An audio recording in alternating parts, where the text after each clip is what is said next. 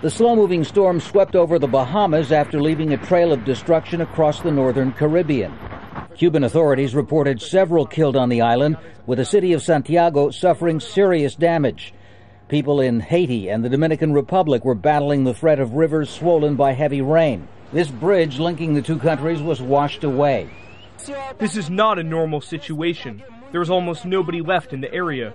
Every home is flooded with water and people had to take to higher ground for safety. We've been working hard to save lives, but we found one dead body in the water. Thousands of Haitians still living in tents since the 2010 earthquake are particularly vulnerable. Forecasters still don't know where on the U.S. mainland Sandy will hit, but some beaches in Florida are already feeling the early edges of the strong weather. It's beautiful. Absolutely devastating beautiful. Emergency preparations are underway as far north as Massachusetts. We've opened the Office of Emergency Management Situation Room already, and the NYC Coastal Storm Plan was activated early this morning. Residents of the Northeast have been flocking to stores for essential supplies. The storm could be the most intense to hit the Northeast in a century. That's because it may join a second storm originating from the Midwest. The analysis of one research firm predicts over $5 billion in damages if the current storm forecast proves accurate. Tom Ackerman, Al Jazeera. Justin Povich is a meteorologist at AccuWeather. He joins me now live from State College, Pennsylvania. Justin, good to talk to you. You know, I've got a good friend who I worked with for a number of years there in Atlanta, who I know you know well, who is one of the best in your business, who says Sandy may pose the greatest risk to human life he has ever seen. Do you share that view of this storm? Well, I'll tell you one thing is for sure. This is shaping up to be quite the monster as we go through time.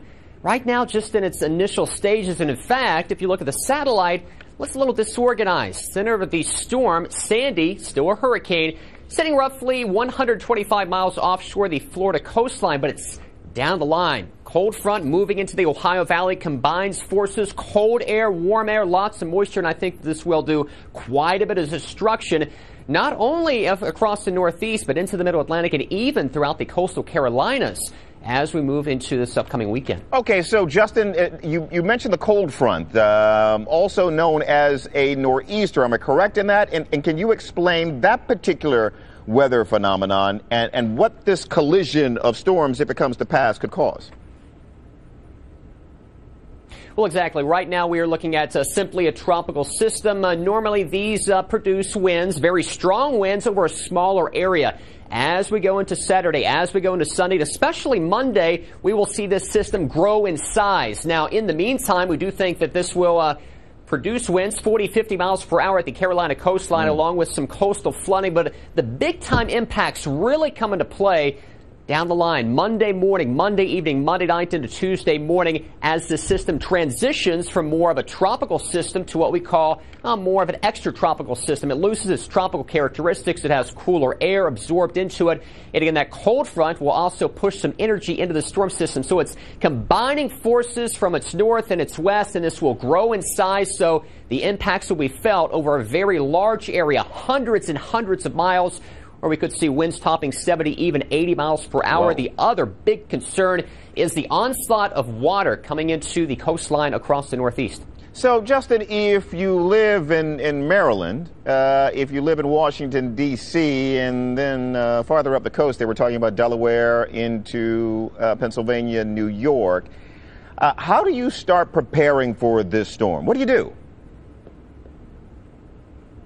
Well, I mean, definitely you want to stay tuned to your local forecast. Good advice, but right good advice, now, yeah. looks like definitely take precautions in terms of boarding up, having a plan of action, of course, in place heading into early next week. Conditions will go downhill very quickly, even as the storm is still hundreds of miles offshore. The wind field will be so large that we'll start seeing damaging winds 40, 50, 60 miles per hour 12 hours before the center moves on shore. So just preparing, have a plan, of course, in action right now, because by the time we get into Sunday night and Monday morning, conditions will go downhill in a hurry. Ooh, boy. All right, Justin, appreciate it. Justin Povich is a meteorologist at AccuWeather, joining us from State College in Pennsylvania.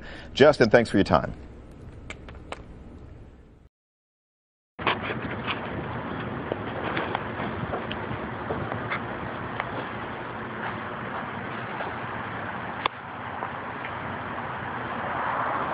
Okay, there's a serious chem job here today.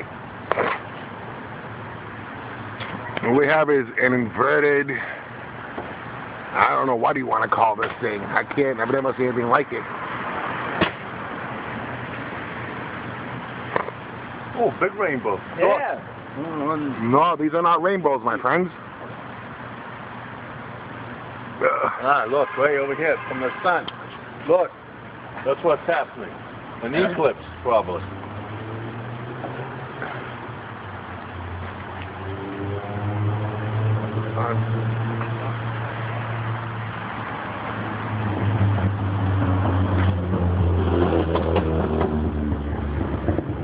Sun is over here.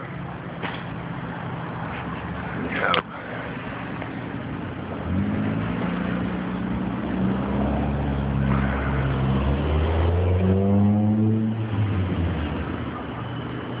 That is the strangest friggin' thing I've ever seen. I count 1, 2, 3, 4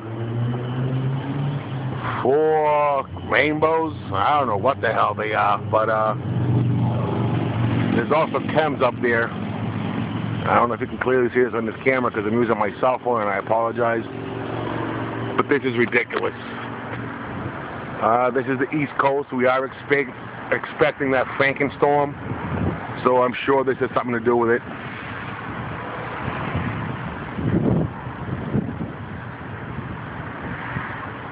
That is weird.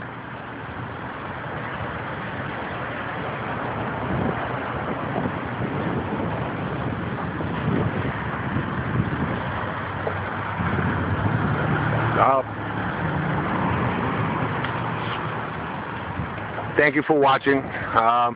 I do not have an explanation for what this is. The sun is just behind those trees, and there is another, looks like some kind of rainbow. Thank you for watching.